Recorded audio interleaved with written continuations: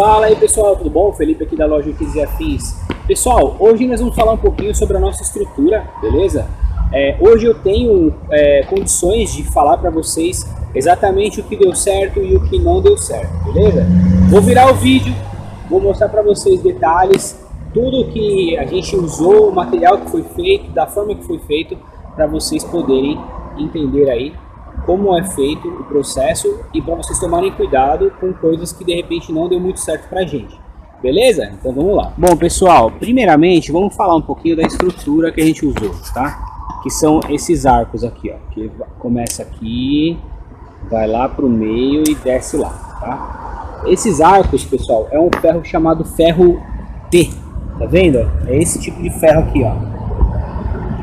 A gente usou ferro formato T. Por que ele chama de T? Porque ele tem a parte aqui larga, né? E aqui no meio um outro ferro soldado aqui, formando realmente aí uma letra T. Beleza? Esse ferro ele é excelente para poder fazer aí a fixação, não tem problema. E eu vou explicar para vocês o porquê, tá? Segundo fator, eles são parafusados na parede. Vou mostrar para vocês, tá vendo? Eles são parafusados na parede. Aí, tá vendo? Tá pintadinho de verde, mas dá pra ver, né?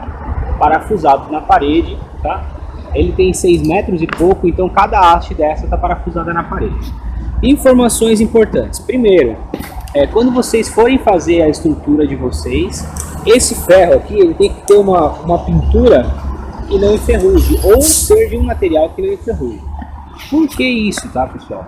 Imagine a seguinte situação. Aqui, ó. O plástico ele vai ficar em contato com o material o tempo inteiro. Embora o plástico seja muito resistente, conforme ele vai mexendo ou raspando com o vento, ele vai rasgar o seu plástico, tá? E o plástico é uma das coisas mais caras aqui da armação, tá? Depois eu vou passar para vocês os preços que a gente pagou, beleza? O que mais a gente vai precisar? Primeiro, os ferros, as hastes, elas têm que estar mais ou menos a 3 metros uma da outra, tá? Ou seja, dessa daqui até aquela ali são 3 metros. A gente tem aqui 26 metros mais ou menos, tá? Então vão 12 hastes aí aproximadamente, beleza? Notem, pessoal, que tem alguns ferros que passam na transversal. No caso, ó, tem um que passa lá no meio em cima, um aqui mais para baixo e outro ali.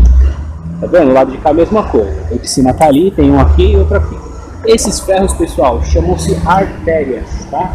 Elas são importantes para poder dar estrutura, da fixação, da resistência na sua estrutura, né? E também para não deixar a água empoçar, beleza? Outra coisa importante, a gente colocou algumas... de início, a gente chamou um rapaz que ele mexia com telhado, aparentemente era uma pessoa bem indicada para fazer o serviço, tá? Mas, que nem... Esse ferro que passa aqui em diagonal, ele é um vergalhão, sabe aqueles vergalhão de construção? O pessoal usa para subir laje, fazer coluna. E o vergalhão, ele é um ferro que ele não é tão rígido, tá? Ele é um ferro flexível para ser usado dessa maneira. Aqui também nós temos um vergalhão passando atravessado, ó, daqui até ali, tá? Então o vergalhão não é uma boa para esse tipo de construção. O ideal é um ferro mais rígido, uma cantoneira L, um ferro mais firme, tá? Bom, sobre a estrutura é isso, né? Aqui a maior parte da estrutura nós fixamos de parede a parede, tá? Como por exemplo ali, ó, ela tá fixada ali na parede, ela vai lá para cima, faz a curva e vem aqui para outra parede, tá? Então é assim que foi feito. Depois eu vou explicar para vocês porque que ficou esse vão aqui no canto, tá bom? Aqui na frente só está o plástico, não tem sombrite, dali para trás já tem 2 camadas de sombrite. Outras informações importantes, em alguns pontos nós fizemos algumas escoras, como por exemplo aqui, ó, para poder segurar, tá? O ideal seria aqui, vamos supor aqui, ó, na parte aqui onde tem esse ferro, colocar um ferro rígido aqui, tá? Um ferro bem rígido aqui, como por exemplo o próprio ferro T, que é o que compõe o arco, e aqui no meio passar um ferro aqui para poder travar e dar mais resistência, tá? Com isso a sua estrutura fica mais robusta, tá? Nós fizemos aí seguindo a orientação do rapaz que mexeu no telhado e alguns pontos nós achamos que ficou a desejar, como por exemplo esse. Beleza? Outras informações importantes. A lona, ela é presa aqui do lado, isso daí eu não vou conseguir mostrar, tá, pessoal? É como se fosse uma cantoneira, um trilho, imagina um trilho, tá? Então você põe a lona por cima do trilho e aí você vem com uma trava para poder deixar ela presa. O que acontece aqui, pessoal? A lona, ela precisa ser presa pelo lado de fora aqui, tá? Então, por exemplo, como aqui do lado tem um vizinho, o ideal seria o seguinte, a lona ser presa pelo lado de fora do muro. Aí não ficaria esse vão, tá? Como aqui do lado tem um outro comércio, a gente teve que deixar um vão aqui para poder fazer a fixação da lona. Se fixar ela na parede de assim, ó, não fica bom, ela solta com facilidade, tem que ser dessa forma, tá? Na beirada aqui é importante deixar a lona dobrada para ela ficar mais resistente também, outra informação importante, tá? E aqui a gente vai ter que entrar com uma calha, tá? Uma calha para poder retirar esse vão, beleza?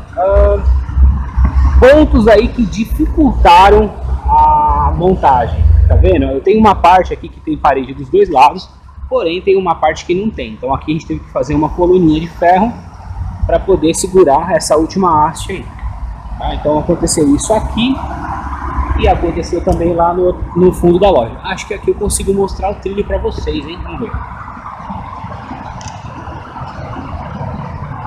Pega muito mal a imagem, vou ter que subir na escada. Depois eu faço um vídeo subindo na escada certinho. Bom, mas a lona é presa aqui fora, você pode usar também esse mesmo trilho para prender o sombrite, tá? Sombrite por baixo ou sombrite por cima, outra informação importante, tá? Aqui, pessoal, nós temos duas camadas de sombrite, aqui dá para ver nítido, né, que elas não coincidem, ó. Então aqui nós temos um pedaço onde está só a lona, que seria aqui uma camada só de sombrite e aqui duas camadas, tá? De início nós colocamos uma camada de sombrite de 50%. E aí a gente achou que ficou muito claro e muito quente. Depois a gente entrou com uma camada por cima dessa, do material chamado aluminete. Beleza? Esse aluminete eu vou deixar a foto aqui para vocês verem no vídeo.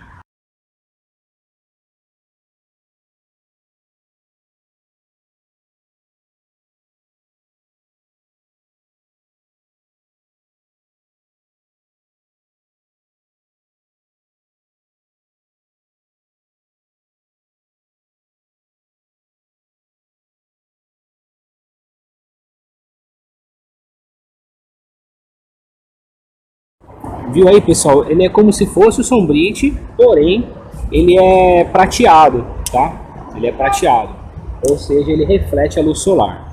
Esse aluminete você pode usar de duas formas, tá? Eu vou explicar para vocês como. Uma delas é por baixo aqui, ou seja, depois que você montou a estrutura você coloca ela por baixo, e a outra é por cima da estrutura. Qual é a diferença entre montar aqui por baixo, de uma forma reta, ou lá em cima? Cada uma vai ter o seu ponto positivo e seu ponto negativo. Quando a gente coloca ela aqui por baixo, esse aluminete ele serve para refletir a luz solar. Só que a luz, o calor, né, no caso, o calor já vai ter entrado na estufa, então vai fazer um bolsão de ar quente aqui em cima, tá? Então com isso ele perde um pouco da sua eficiência, tá? Porque o raio solar vai passar, ele já vai ter esquentado o plástico, esquentado tudo, ele vai dar uma amenizada na temperatura, porém não muito, porque o calor já passou do plástico, tá bom? Qual é o ponto positivo? Ele vai durar bem mais do que colocando por cima, tá? Já colocando ele lá por cima, a gente tem a vantagem de repelir o calor, né, o raio solar, antes que ele entre na estufa. Qual a desvantagem? Ele vai sujar muito mais rápido, por conta de chuva, ou mesmo de sujeira, poeira de carro, né? A gente está já com o pêssego, passa muito caminhão, então tudo isso gera uma poluição que vai grudar e ele vai perder sua eficiência mais rapidamente. Então de tempos em tempos a gente vai ter que bater uma água, dar uma lavada nele ou substituir o aluminete, tá? O aluminete e o sombrite não foram caros, tá? Entre um e outro a gente gastou mais ou menos R$ 1.500, tá? Para fazer aqui, para vocês se situarem, tem mais ou menos 6,80 e aqui tem 26 de comprimento, tá? Já o plástico ficou cerca de R$ 2.500, o plástico é bem mais caro, tá bom? O que mais eu tenho para passar para vocês sobre isso daí? Usar nessas artérias ferros robustos e agora o ponto mais importante de todos, tá, pessoal? Por que eu demorei para fazer esse vídeo? Eu precisava testar, ver o que deu certo, ver o que não deu certo, para poder dar uma posição para vocês não saírem fazendo aí na casa de vocês e depois terem algum tipo de problema, certo? O plástico, pessoal, ele é muito resistente, tá? O plástico é muito resistente. O que isso significa? Ele precisa estar muito bem esticado mesmo. Se ele não tiver esticado, você vai ter um problema seríssimo, que já eu mostro para vocês, tá? Por que você vai ter um problema seríssimo se ele não estiver esticado? Olha só, tem a estrutura de ferro. Se o plástico fizer uma barriga aqui, por exemplo, o que vai acontecer? A água vai começar a juntar. O plástico não rasga, não estoura. Ele vai fazer uma bolha de água enorme até chegar a um ponto onde a estrutura não aguente o peso e vai cair tudo no chão. Por incrível que pareça, pode ser o ferro que for lá em cima, se juntar água, vem tudo pro chão, tá? E assim, tenho amigos que já passaram por isso e já vou mostrar uma coisinha que aconteceu aqui com a gente, para poder ilustrar. Qual foi o grande problema que a gente encontrou aqui, né? O rapaz que se dizia especialista, né, que aliás, eu ia até indicar para vocês aqui, que somos quase 30 mil pessoas aqui, né, no YouTube, 30 mil seguidores aí no canal, e indicar para vocês chamarem o rapaz para poder fazer, se tivesse sido um trabalho feito com responsabilidade. Porém, vou explicar para vocês o problema que teve, porque que eu não indico para ninguém, tá? Rapaz, ele mora em outro estado, ele morava aqui em São Paulo, agora está morando em outro estado, então ele fez o quê? Ele começou a fazer o trabalho, precisou voltar lá para sua terra, era uma semana de frio, ele esticou como deu, né? Muito mal esticado, e teve que voltar lá para sua terra. O serviço foi pago, ele voltou. Passados-se 15 dias, ainda estava no inverno, né? Ele voltou para cá e tínhamos um dia de sol. Isso precisa ser esticado em dia de sol bem quente, tá? Por que isso?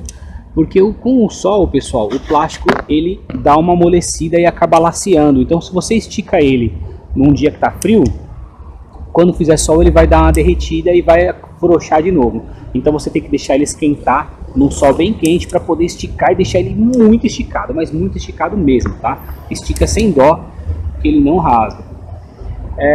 Então na semana seguinte o rapaz voltou para fazer o trabalho e tal, aí perguntou se ia vir aqui, se tinha outro trabalho para fazer, a gente tinha um outro serviço já encomendado. Eu falei, olha, essa semana esse outro serviço não vai dar para fazer, mas olha, tá uma semana boa para esticar, dá um pulo aqui para esticar, se começar a chover vai vir tudo para baixo, porque o plástico ele realmente é muito resistente e a água é pesada. Enfim, como não ia ter um outro serviço, o rapaz optou por ser relapso, né, por não terminar o seu serviço e fazer um outro serviço que tinha o dinheiro na mão, em vez de atender o meu que já estava pago.